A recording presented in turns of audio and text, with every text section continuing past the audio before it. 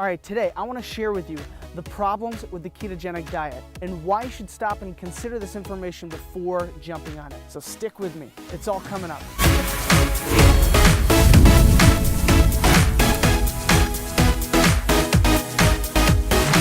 It is rather early this morning. Beautiful day, a little on the chilly side, but I had something that I had to get off my chest. I have to chime in on this topic.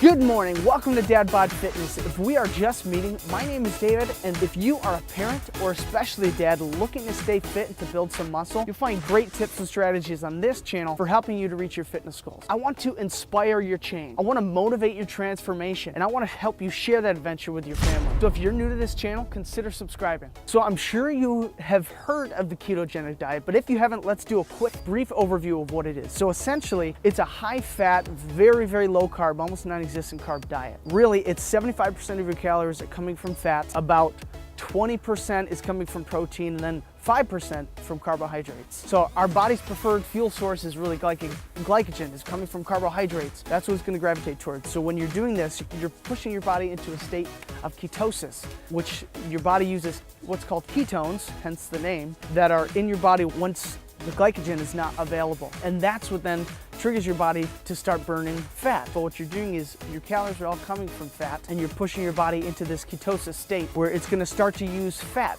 as the preferred fuel source. So you might be wondering, like, really, can that really work to actually lose fat? Bottom line, the answer is yes, it does work. I mean, any diet is work that you're sustainable to and that you're creating a calorie deficit with. Many people do have a lot of successful weight loss. Of course, initially, some people think it's a magic pill because you're dropping all this weight, but it's really water weight, because when you're eating carbohydrates, the glycogen inside your muscles actually holds water. So a lot of it, when you're depleting yourself of glycogen, a lot of it is just water weight that's lost. But yes, many people do lose weight. A lot of bodybuilders have found it's a really great way for them to maintain their physique once they've built a significant amount of muscle. And some even prefer it as the optimal diet for them for their training. It's also shown that it's got some great benefits. I mean, it's hugely beneficial, according to the research, for people with type 2 diabetes, epilepsy, Alzheimer's, and even it has a positive impact on patients with cancer. Now, again, as I gotta say, this is not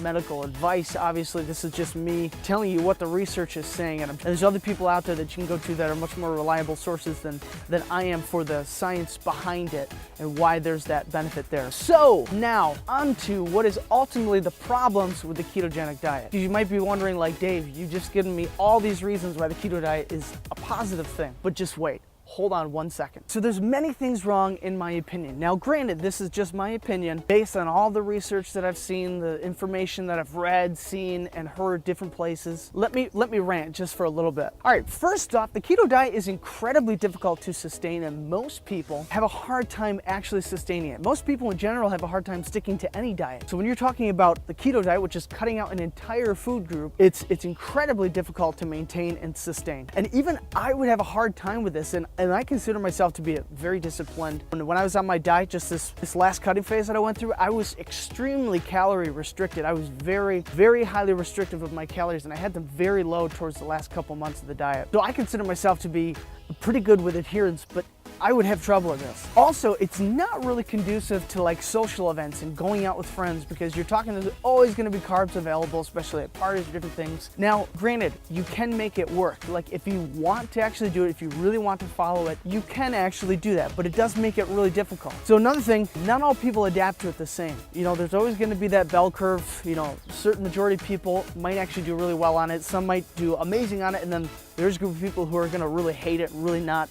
Their bodies aren't going to like it. Now, one more positive side in the mix of all this is that most people do say that they feel more satiated. They feel fuller for longer because of the fat content. And people tend to actually eat 30% less on the ketogenic diet, which hence the weight loss, calorie deficit. But it's not the case for everyone. So granted, anecdotal story, but my wife actually was on a variation of the keto diet, really struggled with it, always felt hungry, never felt any kind of satiation at all, and she actually gained weight on it. So granted, anecdotal story, but there are a lot of people that it just doesn't work for their bodies. All right, so even proponents of the ketogenic diet recommend cycling carbohydrates in to help boost your training.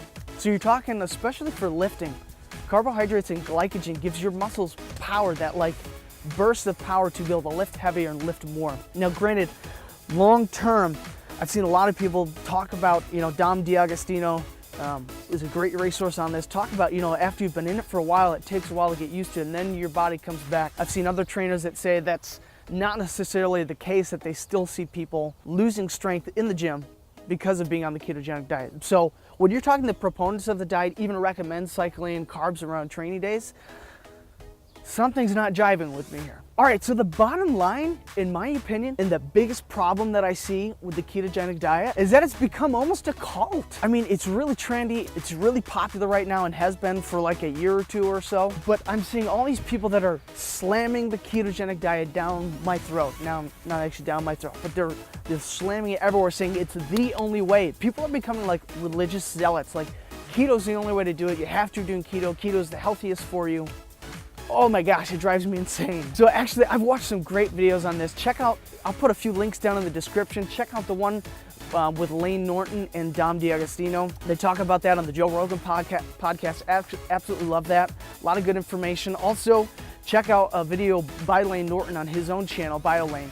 He's got a great video on that as well. The proponents of the ketogenic diet are just constantly pushing it as the ultimate way to lose body fat, to maintain your, physique. They just keep pushing that everybody should be doing it. And maybe it's just the rebellious side of me, but I just regurgitated that. Like, I just pushed that away. Like, stop telling me what I need to be doing. And I just hate when people are telling me that that's what I have to be doing. I mean, you can look at a whole number of people, thousands, tons of different people who maintain fantastic physiques on all different sorts of diets. The other problem is I hear people on the keto diet saying you can burn fat and build muscle at the same time.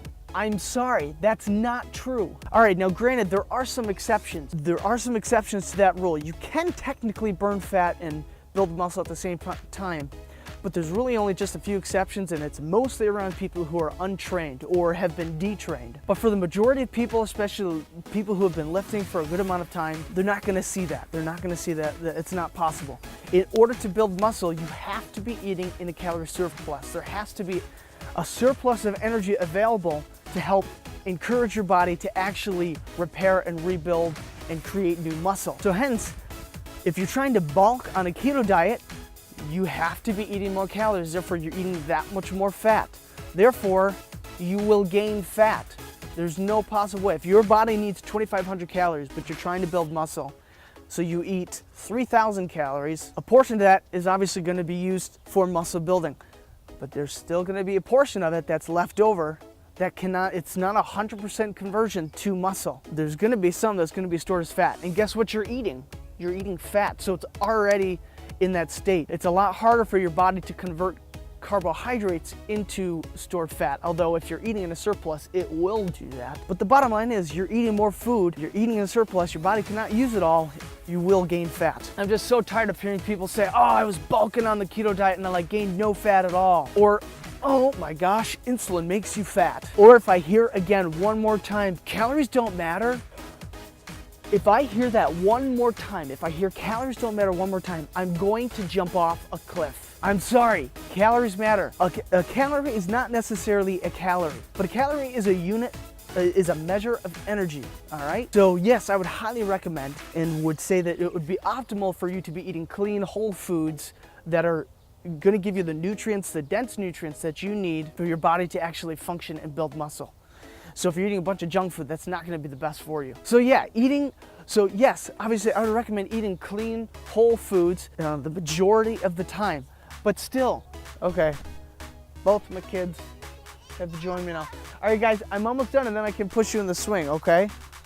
Let daddy finish real quick. So yes, ultimately, calories matter. You can't just, you can eat clean food, but if you're eating a surplus of calories, more energy than your body needs, you're taking in more energy, your body only needs this amount of energy, but you're eating here, what's it gonna do with all that? It stores it as fat. But let me get down to the intent of what I really think people are trying to say when they say calories don't matter, and that is ultimately that you don't have to track in order to reach your goals, which absolutely, that's true. You don't need to be tracking how many calories you're eating. It's one of the big things, you know, especially people on the ketogenic diet push is intuitive eating. Really kind of being in tune with your body, knowing when you're hungry, knowing when you're not. All right, so will the keto diet work for you? I mean, ultimately, if you can sustain it, yes. As long as you're creating a calorie deficit, it'll work. In my opinion, it's not very sustainable. I don't enjoy that. It won't fit my lifestyle. And I cannot stand the people who are being religious zealots pushing it as the ultimate and the only way. Thank you guys for just letting me rant and chime in on this topic. Sun's coming up now, but you know what? I'm a little chilly. If you want to see my latest video series about how to incorporate fitness when you're traveling, click right on over here. A little series will pop up that'll show you my family's trip to the Outer Banks, which was a fantastic time. And if you want to see another video like this one, just click right on over here. As always, be intentional and bring the intensity, and I'll see you here next time.